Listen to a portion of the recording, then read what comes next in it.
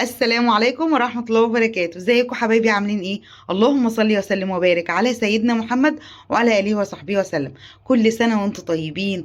ده الجزء الثاني من تفريزات رمضان السهلة جدا والبسيطة والتوفير وكل حاجة.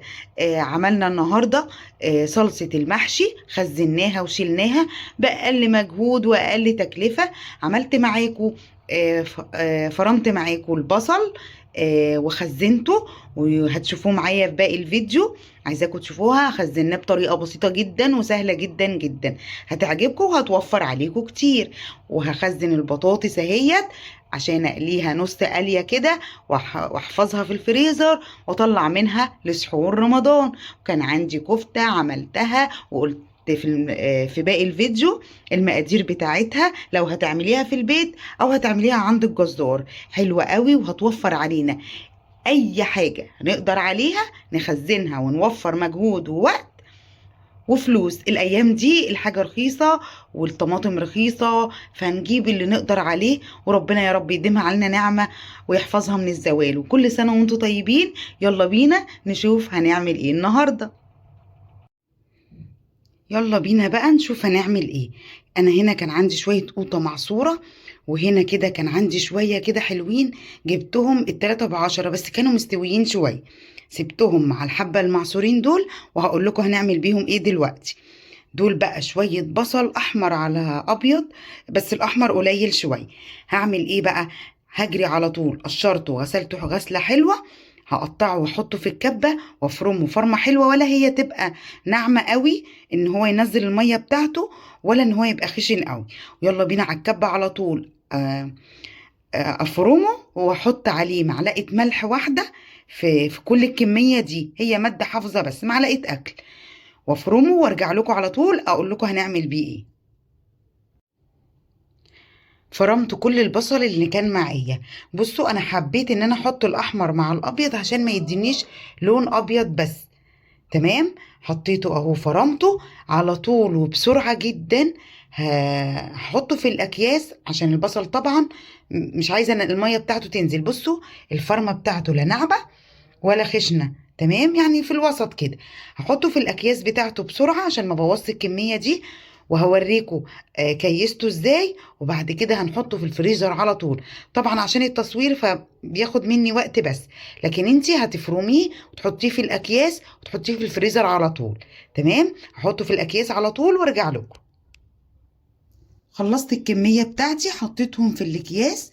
تمام، بصوا انا عايزة بس اعرفكم انا عملته ازاي او كيسته ازاي. بحط الكمية اللي انا عايزاها في الكيس، وبنزل كده ببطط ايدي عليها كده، وابتدي اقسمها من النص كده. بصوا اهو بالشكل ده، واطلع منها الهواء خالص، وابتدي بقى اقفل الكيس بتاعي كده اهو بالشكل ده اهو. هنا بقى انا شلت حبة كده على جنب، هقول لكم دلوقتي هنعمل بيهم ايه. هنا بعد ما حطيت الاكياس بتاعتي كلها وظبطتها، هجري على الفريزر على طول احطها فيها. هتطلعي منها على طول على الطبيخ، يعني تحطي الزيت وتطلعي البصلايه. تطلعي الكيس بتاعك، تقسمي الحته، تقسمي تحطيها كلها حسب ايه الكميه اللي انت حباها، هتحطيها في الطبخه بتاعتك على طول، ولا هتنزل ميه ولا اي حاجه. زي الفل، هينفعنا في رمضان. وطبعا انتوا عارفين ان في مدارس ودروس مع الصيام والصلاه، وكل سنه وانتوا طيبين خلاص. فدي الحاجات دي بتوفر علينا كتير جدا. يلا بقى هجري بسرعة احطهم في الفريزر عشان ما يبوظوش مني طبعا، وهقول لكم هنعمل ايه بباقي البصل ده. هنا جبت حلة حطيت فيها شوية زيت حلوين كده، ومعلقتين سمنة او 3 معالق سمنة كبار حلوين برضو. اول ما يبتدوا يسيحوا هننزل عليهم بالايه، بالبصلة اللي احنا شلناها دلوقتي، او اللي فرمناها معاكم دلوقتي. هنا نزلت بالبصلة، هبتدي بقى اشوح فيها شوية كده لغاية ما تدبل. وبعد كده انزل عليها بعصير الطماطم اللي كان عندي معصور، وبقية الطماطم هعصرها اللي كانت موجودة معايا، وهعصرها واحطها عليهم برضو، وهقول لكم هنعمل فيها ايه. هنا البصله بتاعتي دبلت، قطعت عليها قرن فلفل حراق كده اخضر، تمام. رشيت عليها رشه فلفل اسود، وهبتدي انزل بعصير الطماطم بتاعي، كل الطماطم اللي انا عصراها واللي هعصرها عليها حالا. هنا الصلصه بتاعتي ابتدت تتسبك، هبتدي عندي شوية خضرة يعني 3 حزم كده، بقدونس وشبت وكزبرة، هحطهم عليها، ويبقى كده عندنا صلصة محشي متخزنة. هحطهم عليها يعني هستنى 5 دقايق 10 دقايق كده لما الصلصة تتسبك شوية كمان، واحط عليهم الخضرة، وابتدي بقى احط عليهم شوية توابل، فلفل اسود، كزبرة، كمون، بابريكا، شطة، ونحط معلقة ملح مثلا. وطبعا لما نيجي نطلع ونعوز نعمل بعد كده هندوق، وهنعوز نزود ملح وهنزود خضرة كمان. يعني انا هحط الخضرة دي بس علشان تبقى ايه، ابقى عارفة ان اكياس الصلصة دي للمحشي، ولا هيغير لون الصلصة ولا اي حاجة، لان احنا حاطين كمية قليلة. بعد كده هنبقى نحط لها لما نيجي بقى نحط الرز ونستخدم ونعمل المحشي بتاعنا، هنزود خضرة وتوابل وملح تاني. هخلص الكمية بعد ما تستوي او تتسبك شوية، واحط عليها الخضرة والتوابل زي ما قلت لكم.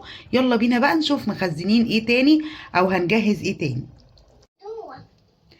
هنا كنت جايبة نص كيلو، عملت نص كيلو رز، حطيت عليه بصلاية، وعليه يجي فص معلقة توم مفرومة كده، او 4 5 6 فصوص توم، تمام، كبار حلوين كده، مع مثلا من كل ربطة خضرة باخد كام عود منها، يعني بقدونس شبت كزبرة، باخد من كل ربطة كام عود، تمام، مع التوابل طبعا ملح، فلفل اسود، حطيت لها شوية بابريكا، حطيت لها شوية كمون وشوية كزبرة، حطيت لوحة شعرية قد كفة الإيد كده علشان تمسك معانا الكفتة. ورحت عند الجزار عملتها على نص كيلو لحمة جملي، وجيت خليته ينعمها لي حلوة قوي، اداني بقى بصوا كفتة جامدة جدا، كفتة الرز بتاعنا.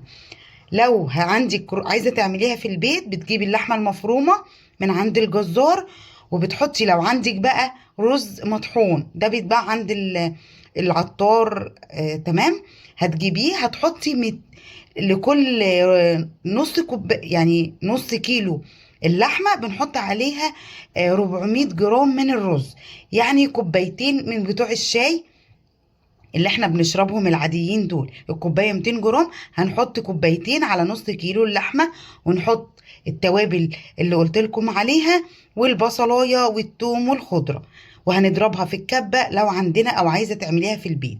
لكن انا صراحه ما كانش عندي رز مطحون، فرحت عند الجزار وخليته قطع لي نص كيلو لحمه جملي على المكونات اللي قلت لكم عليها دي. هصبحها معاكم دلوقتي او هصبحها وهوريكم هنخزنها ازاي برضو لرمضان، كل سنة وانتم طيبين.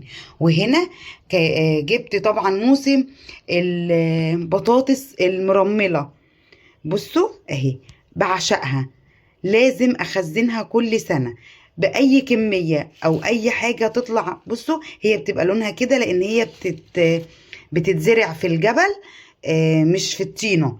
الرملية دي تحفة، بتبقى مقرمشة، ودي للتحمير. هقشرها واصبحها وهقول لكم هنعمل فيها ايه عشان نقليها ونخزنها. هنقليها نص قلية ونخزنها. انا عاملة فيديو لتخزين البطاطس ديت، هحط لكم اللينك بتاعه برضو في الفيديو عندكم في صندوق الوصف عشان تشوفوه وتخزنوها لسحور رمضان. يلا بينا، هصبع الكفتة وهقطع البطاطس، اقشر البطاطس واقطعها واصبعها كده واقطعها صوابع، وهقول لكم هنعمل ايه. هنا قطعت البطاطس بتاعتي صوابع كده حلوة، ولا طويلة ولا تخينة ولا رفيعة، تمام، حلوة قوي كده. غسلتها غسلة حلوة من النشا، حطيتها في مية تاني نضيفة. هعمل ايه بقى، انا قسمتهم على 2 عشان انزل في بولتين كده، علشان ايه، يبقى المية مغطياها خالص. هبتدي اعمل ايه بقى، هبتدي اجيب لكل بولة معلقة سكر كبيرة كده، بسم الله، والبولة التانية برضو اهو، ومعلقة ملح كبيرة لكل بولة برضو اهو، بسم الله، معلقة هرمية كده كبيرة، ومعلقة برضو هنا كده للبطاطس التانية، حبة كمان اهو عشان دي مش مليانة قوي. وهحط لكل طبق او كل بولة ربع كوباية خل، هحط في كل بولة ربع كوباية خل او فنجان خل صغير كده اهو، عشان دي ايه، مادة حافظة، هو والسكر والملح مادة حافظة للبطاطس. هعمل فيهم ايه بقى؟ لو الجو حر او المطبخ حر عندنا بنحطها في التلاجة لغاية تاني يوم الصبح ونبتدي نقليها نص قلية. وانا عملتها في فيديو قبل كده زي ما قلت لكم، هنزله لكم بكل تفصيلة لتخزين البطاطس. عايزة اقول لكم بخزنها من السنة للسنة، تحفة جدا. تمام، هتجربوها ان شاء الله هتعجبكم، مش هتغيروا الطريقة دي خالص.